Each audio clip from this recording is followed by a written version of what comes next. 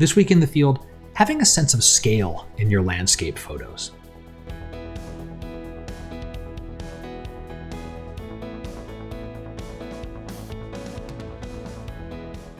Hi everyone, I'm Scott Davenport and welcome to In the Field. Thanks a lot for joining me this week.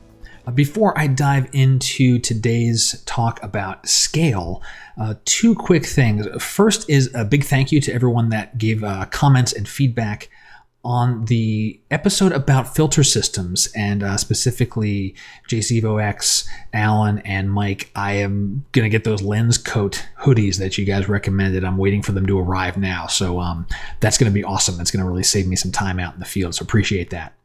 And then secondly is if you have photo questions, I want to hear from you. Your questions really help feed the engine of this show. So if you've got a question about photography, whether it be field side, camera side, or things in post-processing, go ahead and hit me up through my website or leave a comment here on the video. I'll get you an answer usually in a couple of days.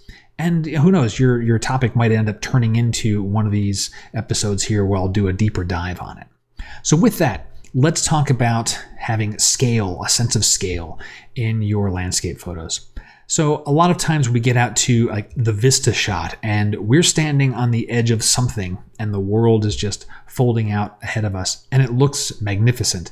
And we take a bunch of photos and we bring them back and it just doesn't have that same feel. And I know I've struggled with this. I've had problems and I've kind of realized, I need something to anchor the photo, something that a person can relate to that says, this is how large or small this particular scene is. And so I had that happen while I was at the Shark Fin Cove in Santa Cruz a few weeks ago, and was able to use an individual person that was just walking around on the beach down there to really give the photo a sense of scale. Let me show you a little bit of the behind the scenes footage. Standing up on the cliffs over the Shark Fin, a little north of Santa Cruz. I'm actually on my way to another location, but I had some time, and so stopping by here, take a few photos. Got myself mounted up on the tripod, shooting at the 24 to 70. I'm gonna guess I'm around 30 to 35 millimeters, so I can cut out a little bit of scrub and brush you see here. Also very high. This is as fully extended on my tripod as I can get, a little about 6 feet or so off the ground, tilting downward to get the fin.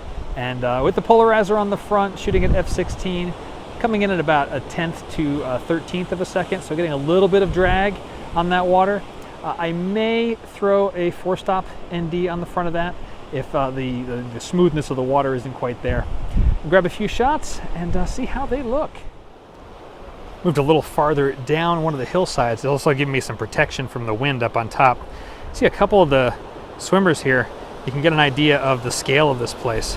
And so it's kind of nice. I'm going to grab some shots that are roughly about, you see here framed up, getting a nice wash over the rocks. And if a couple of those folks stay in the frame, that'll give me a great sense of scale. So let me get set up and get moving. I came away with a few shots that I like of this particular scene, and I'll show you a couple of them here. I've got the folks that are walking in and around the rocks. I was just waiting for the waves to do their thing. This one, I really like the waves. And then I like this one because I've got this couple of individual people here. In particular, this person wearing the red shorts. That's red's always a great color, stands out there. And then a few other things as the waves started doing different maneuvers. So I see taking several of these and putting them together into a single composite shot where I can have that human element to convey the scale, but also I didn't have to have someone, that obviously I don't know these people. They're not standing still for me and posing for a shot while I wait 5 to 10 minutes for the ocean to do its thing. But having it just taken a few minutes, recognize that there was this one person in nice red shorts that was going to stand still for just enough moments, grab that shot, and then waited for the ocean to do its thing. So I'll have good material to put together in post. And the tip of the week is to convey a sense of scale in your landscapes whenever you're able to. I know that we can't always do it, or it's difficult sometimes. Whenever you're able to do that, and it's really going to help make your photo more than just a vista shot. In particular, this is a tough one with the vista shots. We can't always get a foreground in the vista shot, but you need something in there to give a frame of reference that your average viewer is going to just get. So if someone has not been to the location you're shooting at, they can get that sense of scale right from your image. And that does it for this week's In the Field episode. If you've enjoyed it, share it with a friend.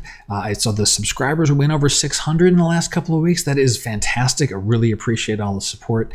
And again, if you have questions, please reach out to me. Ask your questions. I'll get you answers. It helps both ways. Hopefully my answers are helping you. Your questions definitely help me improve my photography. And we can all get better together. Until next time, my name is Scott Davenport. Happy shooting.